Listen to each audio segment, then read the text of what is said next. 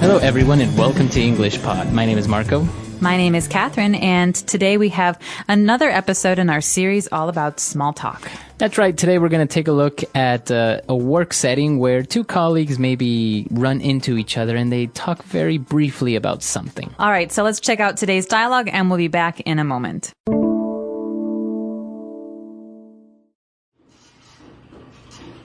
Hi, Michelle. Do you need to use the photocopier? Oh, hi, Jeremy. No, please, go ahead. So, how are you, Jeremy? I was talking to Linda about you only last week. Oh, I'm fine, thanks. I'm super busy with work, actually. Did you hear about the Lawson contract? No, tell me more. Well, I was discussing the contract with Bill, and he said that they met the head of Lawson's last week. And?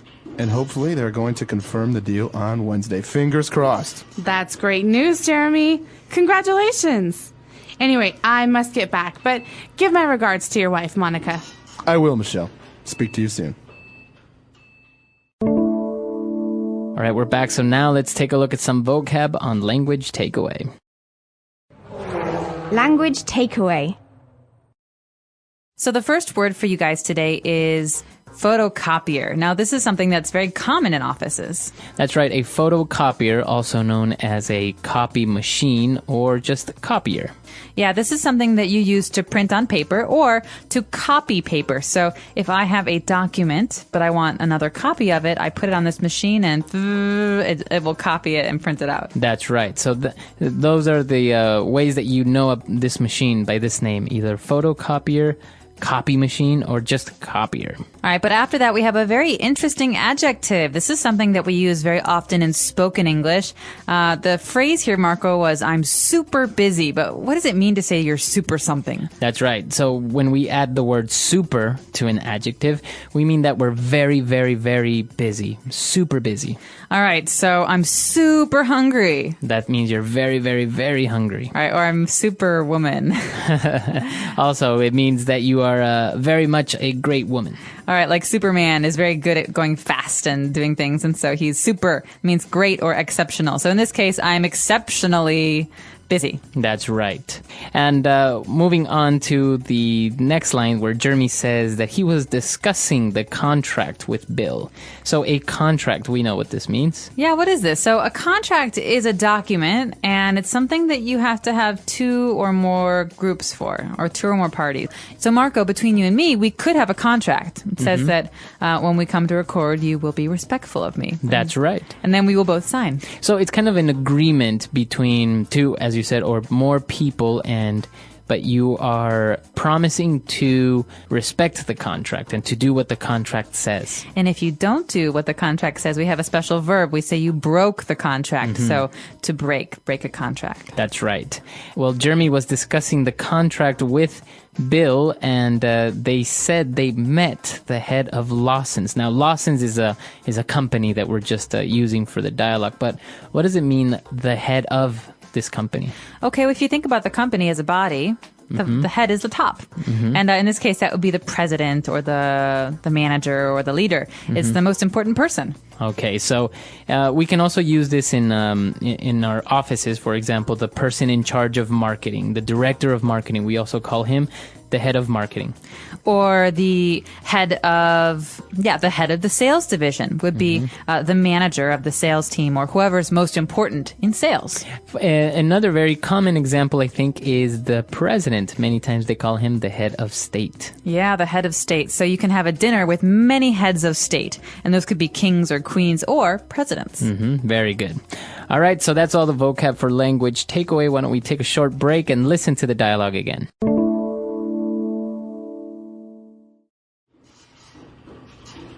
Hi, Michelle. Do you need to use the photocopier? Oh, hi, Jeremy. No, please, go ahead. So, how are you, Jeremy? I was talking to Linda about you only last week. Oh, I'm fine, thanks. I'm super busy with work, actually. Did you hear about the Lawson contract? No, tell me more. Well, I was discussing the contract with Bill, and he said that they met the head of Lawson's last week. And? And hopefully they're going to confirm the deal on Wednesday. Fingers crossed. That's great news, Jeremy. Congratulations. Anyway, I must get back, but give my regards to your wife, Monica. I will, Michelle. Speak to you soon. All All right, we're back. So now let's take a look at Fluency Builder. Fluency Builder. So there's a great phrase here in Fluency Builder that we use when we're trying to be polite in English. Michelle says, "Oh, hi, Jeremy. Please go ahead." Okay, so Jeremy asked if she needs to use the photocopier, and he said, "No, Jeremy, it's okay. Go ahead. Please go ahead." Okay, this literally means you go, ahead of me. But in reality, she's basically saying, "I can wait. You go first." So if you're going into a building and somebody opens the door before you and they say, "Please go ahead," that means they'll hold the door and you can go inside first. So Very please good. go ahead. This is a very polite thing to do. And if you're in line and you see someone is in a hurry, you can say this to them. Please go ahead. All right, very good. Please go ahead. And we also, going back to the contract, discussed about confirming the deal. Okay. All right, so you have a deal or an agreement or a contract. But the thing you do to make sure that you all agree is you confirm. So this means you want to make sure it is actually going to happen.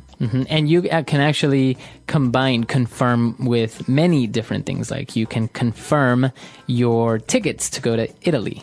Or can we confirm those holidays before I make my bookings? Because I want to go to Italy. Exactly. So you confirm something, and then Jeremy said a very strange phrase here, fingers crossed, after talking about the deal. Okay, so fingers crossed is an interesting phrase. It doesn't mean, okay, now go cross your fingers. But it's something we say to be superstitious because it means basically, I hope so, or hopefully. Right. Because fingers crossed, when you cross your fingers in many Anglo-American kind of cultures, you are saying that you hope something will happen. It's to bring good luck. All right, so, oh gosh, I really hope it doesn't rain today. And then I say fingers crossed. Yeah, well, fingers crossed it doesn't. That means that we hope it doesn't, but now that you said that, maybe it will. Right. So it's kind of a superstitious belief that people have that if you cross your fingers, it will bring good luck, or what you say will happen or won't happen. That's right. Fingers crossed. All right. So let's take a break now and listen to our dialogue one last time.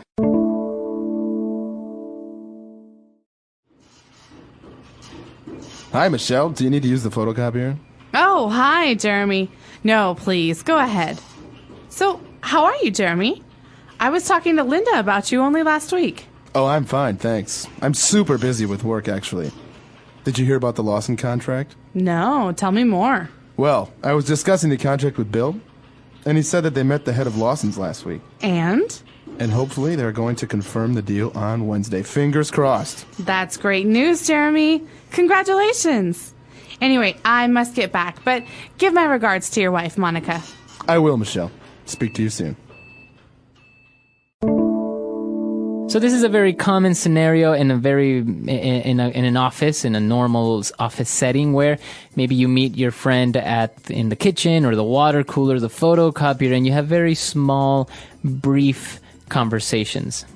That's right. And you're often going to hear this called water cooler talk because you don't want to have a long conversation about something really deep at the water cooler, but you do want to talk about, basic things that you have in common, or work stuff, how's that paper coming along, or how's that I heard you had great sales last week. And so these are great short things you can talk about with your colleagues. Right. Very good. And as we say, it's some of the phrases and the vocab are key things that you can use to start up a small conversation, very brief, to talk about, small things with your colleagues. That's right. So we hope that you'll tune into our future lessons about small talk. And if you have any questions or comments, you're welcome to find us on EnglishPod.com. We'll see you guys there. Bye. Bye.